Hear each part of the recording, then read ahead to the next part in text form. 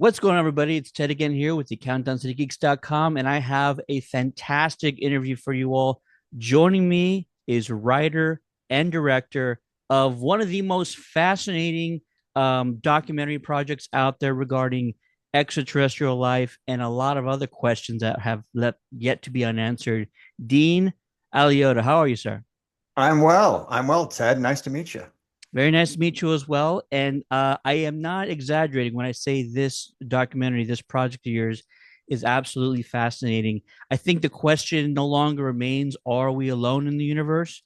But you've actually kind of changed sort of the angle of the discussion. And I appreciate that the most. We're no longer trying to argue whether or not we're alone, but you have a very unique way of kind of changing the narrative or the discussion point. Tell us about your mindset and what you want to accomplish with making this documentary.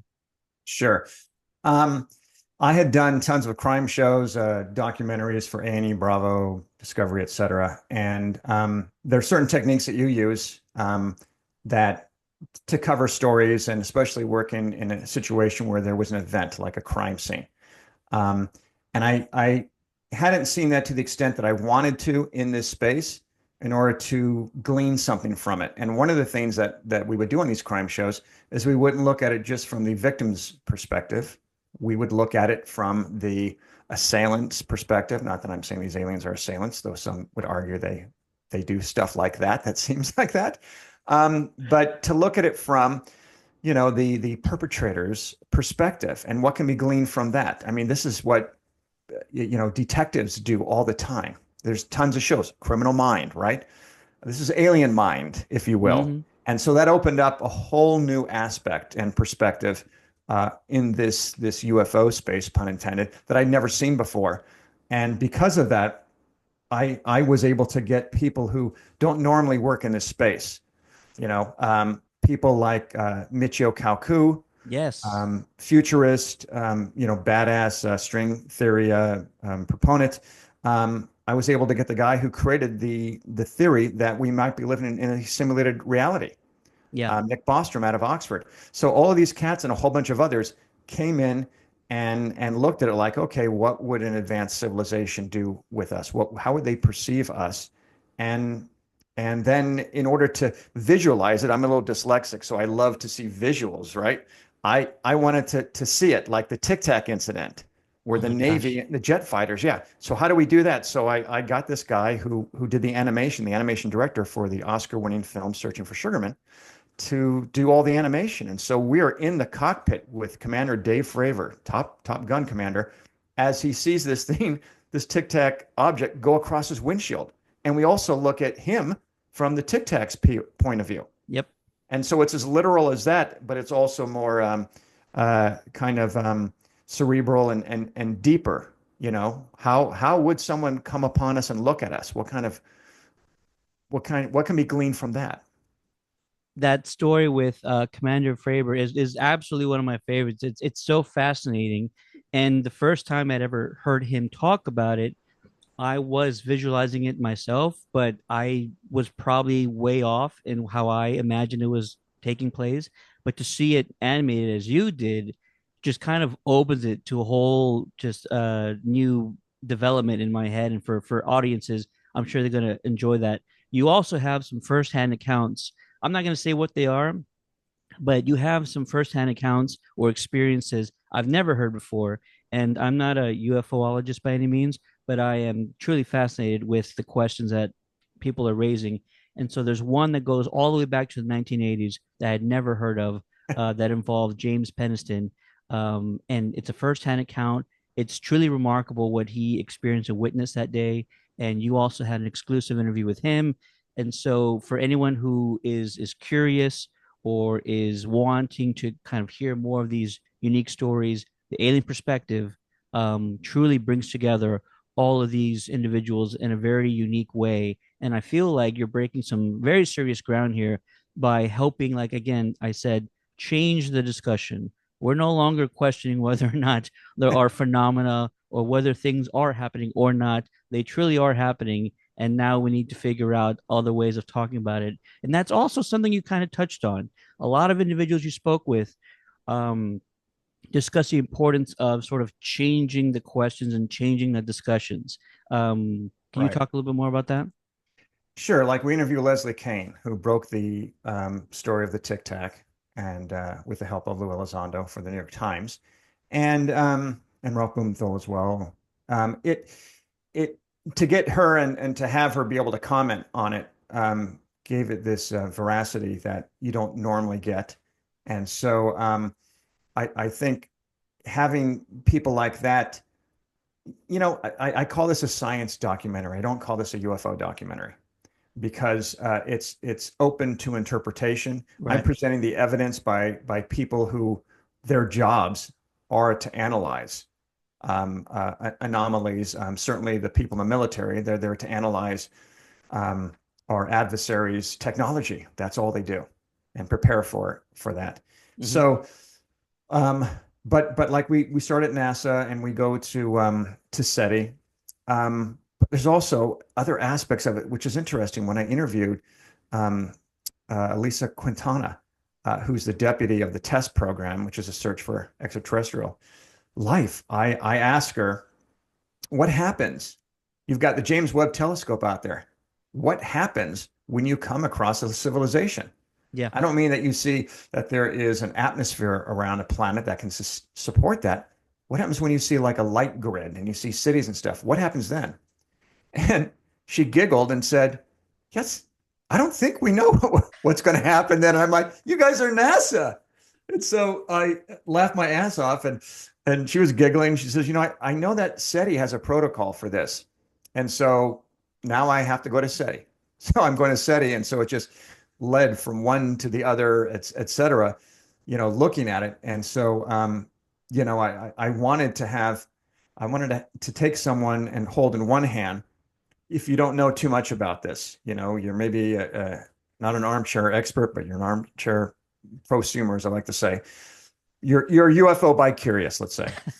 I'm going to take you in gently through this. But if you're someone who knows the genre, knows all about this and has done their homework, and maybe you're a researcher, I'm going to satisfy you by being able to show you what these historical accounts actually look like through animation and through new testimony, but also the way that I interview the interviewees is more like I would do on these crime shows, where I would say, Mm. take me to that moment, take me Yeah. to that scene. What is happening? What are you smelling? What are you feeling right now? Do you have any intuition that something is happening here? Walk me through there. And with Jim Peniston of the Rendlesham Forest case, he literally went like kind of like in a fugue state.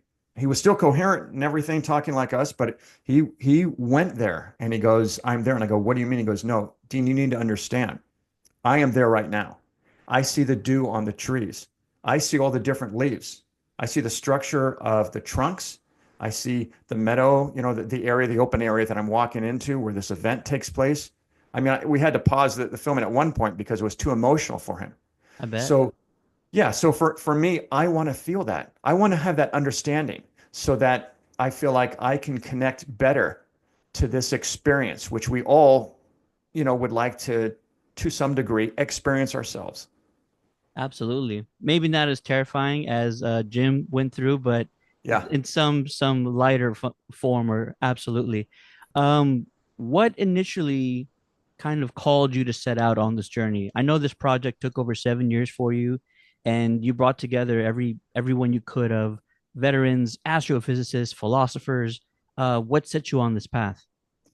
I would say Steven Spielberg probably did.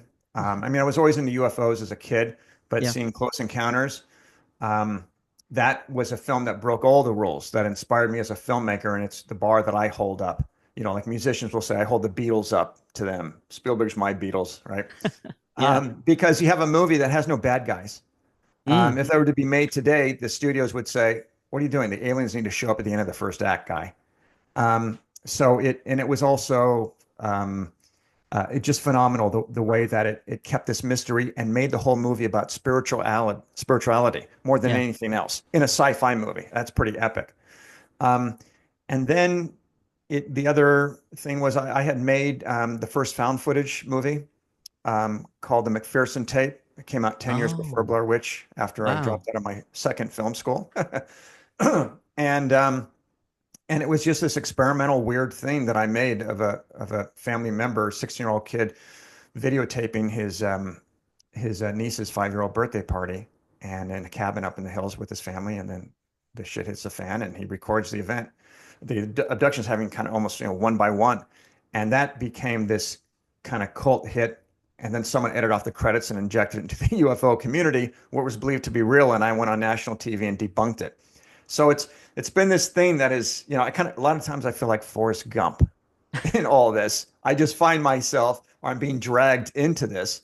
Um, and so because at the time the McPherson tape was considered a failure because it was so weird, all shot in one night, actors talking over each other, et cetera. And then I remade it for UPN called Alien Abduction Incident Lake County a couple years before Blair Witch came out. So it's Hmm. it's always been there. A third of my IP. I mean, I've done westerns and other type of genres, but a third of my IP is always in sci-fi or documentaries that deal with that.